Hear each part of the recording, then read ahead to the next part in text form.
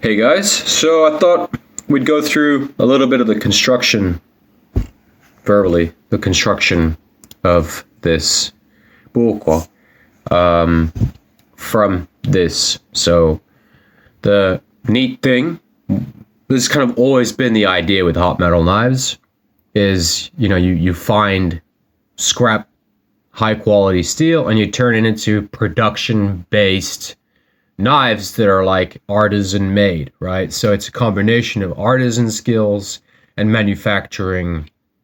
Because, in the modern day of knife making, I don't really have anything on the table here. Actually, let me just quickly give you one example. You know, these are nice knives. They're nicely finished, right? But they're very beautiful. They're quite neat. They're useful. They're, whatever. But something about them kind of looks fake. Every knife that's manufactured kind of high volume stuff, there's just some kind of charm missing from them. And stock removal isn't necessarily ever going to be tougher or stronger than forged steel. Although that's like a discussion for another time. And nobody's really, unless it's like the kitchen knives, a lot of people forge, there's a lot of like this kind of pseudo artisan manufacturing forged kitchen knives, with Damascus or whatever. I'm just going to hold this up.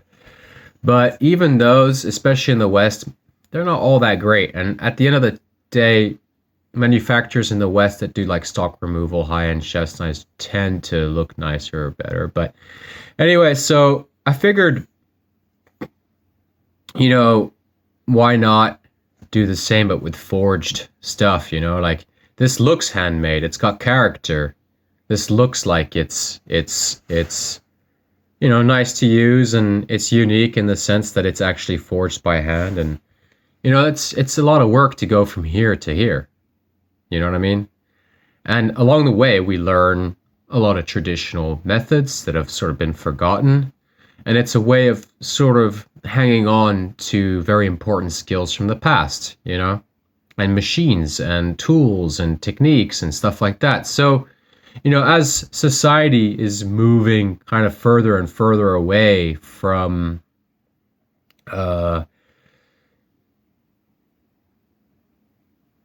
the old school ways, I guess, the more sort of disconnected the general population becomes from reality, and the more, I think, confused people tend to become over what is actually quality and what isn't.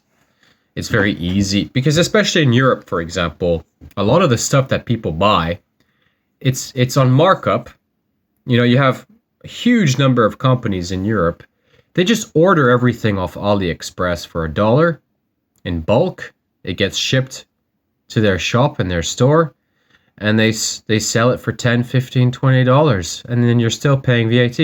The VAT that you have often is actually higher than the cost of the actual product from the factory, and you're paying enormous markup. Just it's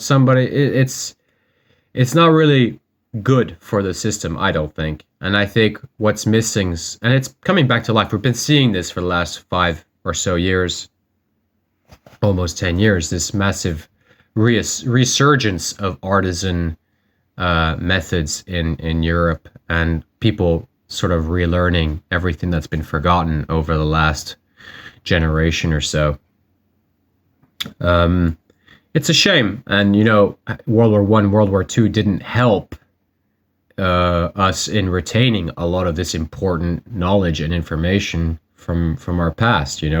All those men that died, every single one of them was a genius at something, and all that knowledge was lost. It's a huge loss for the human cause. All these survival techniques, all these just how to use certain tools, all this knowledge gone. And something kind of similar happened with the sort of urbanization of people over the last generation or so. And the problem, of course, with living inside a town or living inside a city in an apartment is you can't make a lot of noise. So, what can you do to... Hold on, this whole camera just got tilted. I just want to get some more light there. What can you do in an apartment? Like, you can't make noise. You can't practice cobbling, making shoes. You can't, even making hats is pretty loud. So, the more urbanized people have become, the more quiet they've become, and the less noise they're allowed to make, I guess you could say. And of course, the sad thing about that is that in order to make handmade products, you got to make a lot of noise, It's just the fact of the matter. And, it's difficult to find certain hobbies that don't make a lot of noise. And forging is one of the loudest ones, And, so what's happened is we've got these massive facilities, these manufacturing sites, and this is where everything is done, away from everybody's eyes, away from everything that everybody knows about. And we've got these qualified students from academia here running the show. And yeah, you get pretty nice looking stuff like those cold steel blades, but are they better? Not necessarily, and most of the time, no.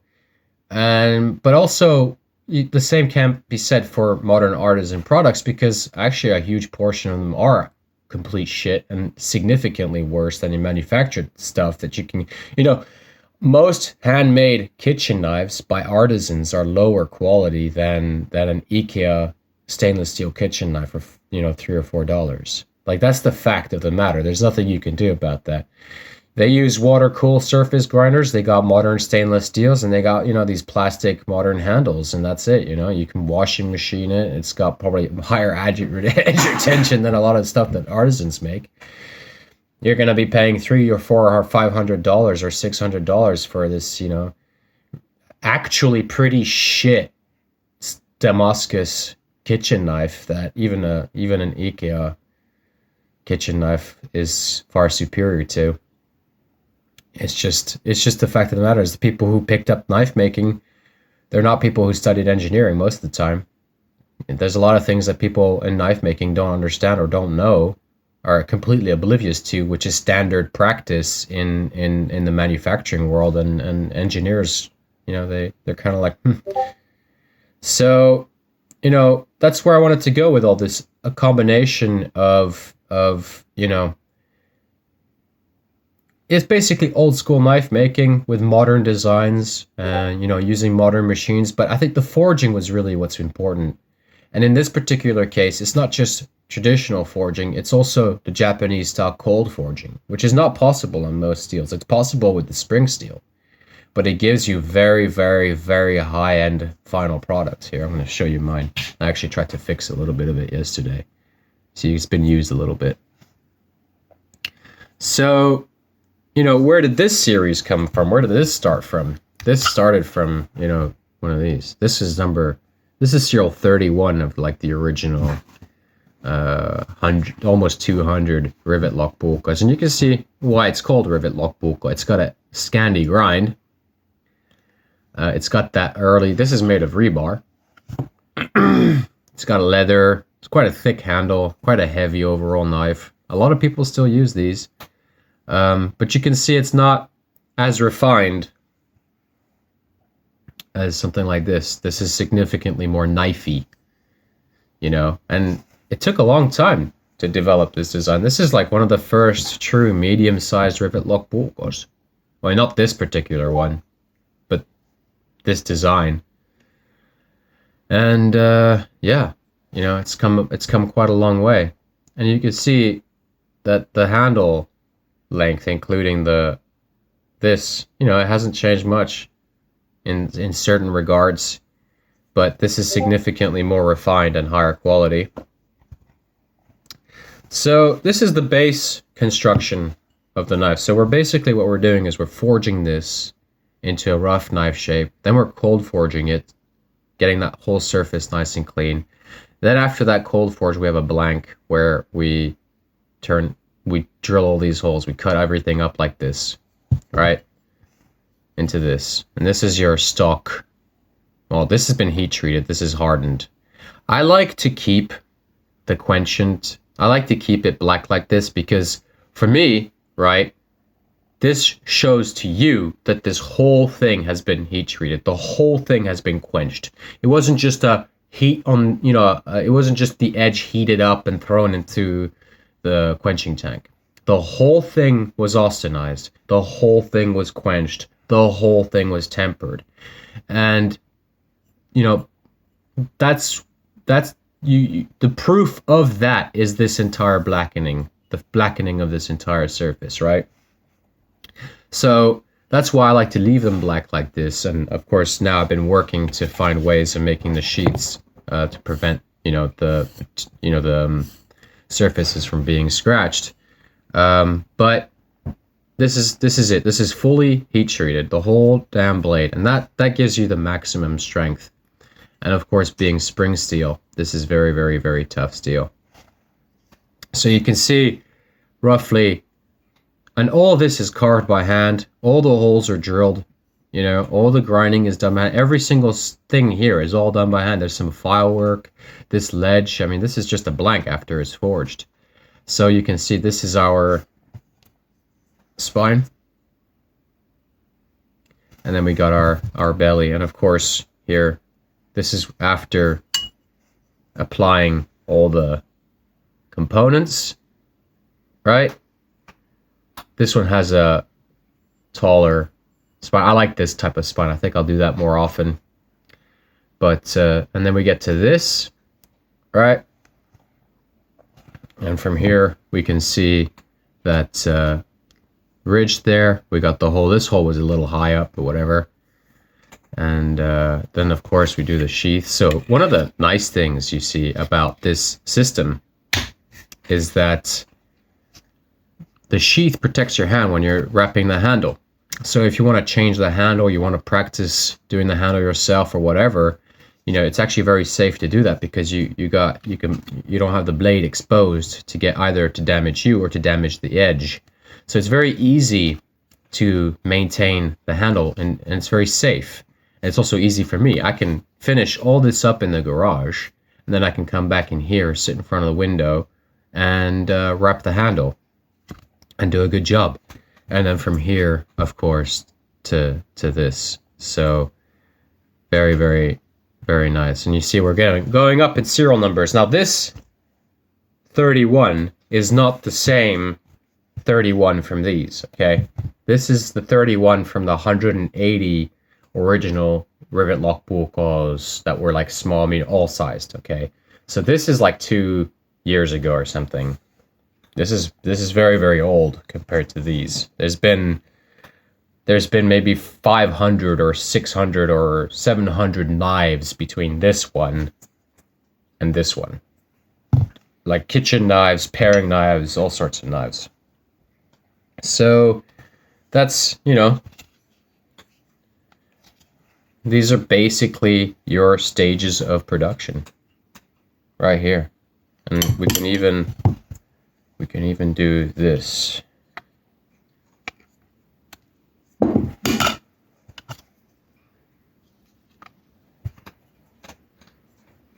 Oh yeah, I can just do 2 in each hand. So this is where, this is it. Basically, this is your production stages. It's much more than that, but I don't have every material available. So, and I think, what's nice about this is that, yeah, it's a lot of work, but it's really truly a unique product. It's extremely strong because it's spring steel. It's forged using traditional methods like Japanese forging methods. I'm kind of combining there's a lot of Japanese influence in what I do, even though I'm not trying to have Japanese influence. It's just, they've kind of got a mentality towards things that I guess I naturally adopt, and that you can sort of see it in my work, but I'm not trying to make Japanese products. This is more American style. This is very, in terms of like structure and basics and characteristics, it's very similar to like a Bob Loveless concept. But again, this is I'm trying to make my own thing. I don't want, see, that's the problem with being a knife maker or an artisan, is like, this is the problem with a lot of kitchen knife makers. If you're going to make kitchen knives, why are you making a Gyuto? You can get a Gyuto made out of super Ayogami, the highest quality, super high quality Ayogami super Japanese forged kitchen knife with stainless steel cladding for $120. A proper full-sized Gyuto. You can't beat that in terms of kitchen knives. It's very difficult for Europeans to compete with the Japanese when it comes to kitchen knives, because they've really figured it out. I mean, we try and stand out with our Damascus patterns, basically. But yeah. So, and next year I'll be playing around with doing some more like luxury kitchen knives. They won't be cheap, but I mean, whatever. This is so, what I'm doing basically is trying to build like a artisan manufacturing entity, where the knives are not just, we're adopting modern manufacturing techniques, but we're going to use artisan skills. We want to forge. We don't want stock removal, necessarily speaking. Stock removal is fine. I do a lot of stock removal knives, but when it comes to the essence of hot metal knives, the idea is to prepare and refine something, like this into something like this. And, the neat thing is, if the lights go off, if there's no more electricity anywhere, I'll be able to continue making knives. And very, very high quality knives with just the local materials that we have laying around us,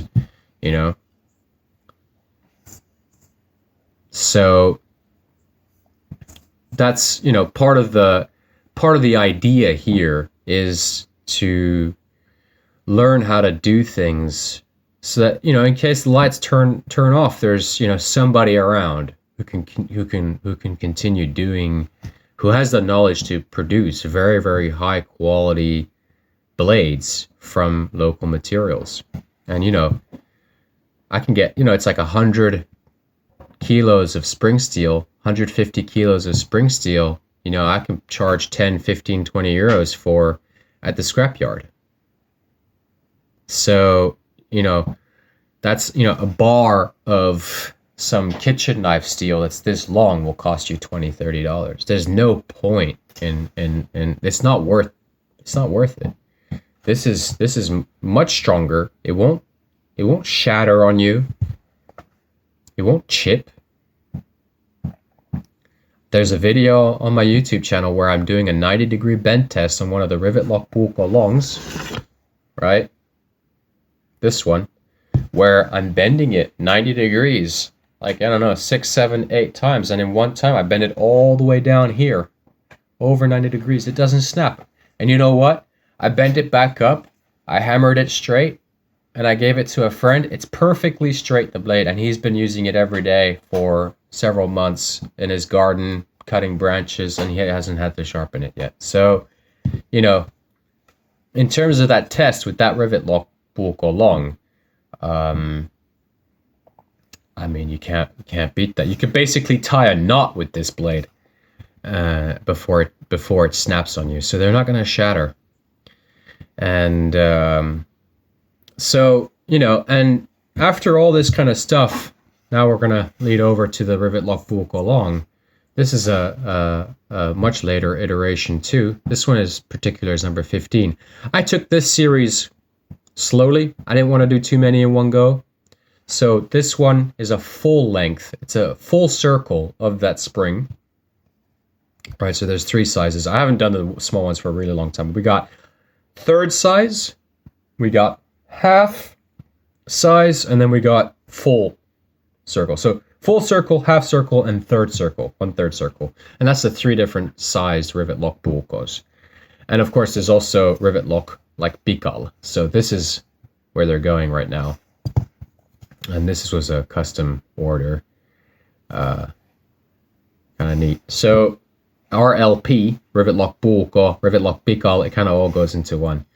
But this here came into the making because there was obviously a need for a knife that is very long with a lot of reach, that is highly concealable.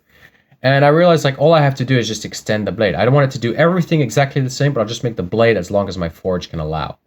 And the beauty of that is that you get a full-sized, basically a fighting utility, a knife that is very light compared to what you find on the market. So most of the time it's just large Bowie knives. They're way too heavy, way too big. You're not going to carry it on you. This you can carry it inside the waistband. It won't, it's very, with the sheath on, it's very narrow. It won't take up too much space. Chop branches, chop some logs with it. You can baton with it. It's so long. See, batoning, if you want a knife for batoning, you want length. You want length. So you can baton the entire spine. So this is really, this was really like motivated by World War I, World War II, Vietnam era, Korea, all the 20th century bayonets. A lot of those bayonets, they were used as utility knives. They were used for carving wood. They were used for batoning. People used those bayonets like real knives. And, a knife like this, you can carve wood down here. Right there, easily. You can chop branches with it. So those bayonets were actually quite utilitarian in many ways when people put nice sharp edges on them. And of course, I've been talking with Filipino martial artists, and somebody asked me to make like a trainer version. Hey, can you do something like this, but a training version? I was like, I made it, and I was like, what if I quench this? So I quenched it, and that was the birth of the rivet lock puukko long. And of course, the handle is pretty much the same. It's all standard here, pretty much. Slightly larger rivet lock. Well, I don't think it needs to be, but yeah. So this is the rivet lock puukko long, and this is one of my favorite knives. If you have one of these, you don't actually necessarily need one of these, because this will do everything this does, but more. So because everything's the same, just all the way out here, it's all the same. So, but these are much more difficult to make. They take a lot longer because it's twice the amount of metal, and you have to be very careful with the geometries when you're forging these. But yeah, either way. Oh, and of course, the rivet lock pikals. This one's not finished, but this is more or less where they're going now. Pikals, they don't need to be super strong. They're quite delicate knives. You don't really use them for abuse. So I just drilled a bunch of holes to make it very light, or as light as possible. This one will be finished today, I think. And yeah, so that's it for the video, guys. If you want to support my channel, you can buy scalpel EDC from my website. They're $50 each at hotmetalknives.com. More of these are coming. I just haven't put them on the website yet. But if you contact me through Instagram at hot_metal_knives, you can see what I got available. We can send some DMs and some pictures and talk about price and all that kind of stuff. So I'll catch you guys later. Have a good day.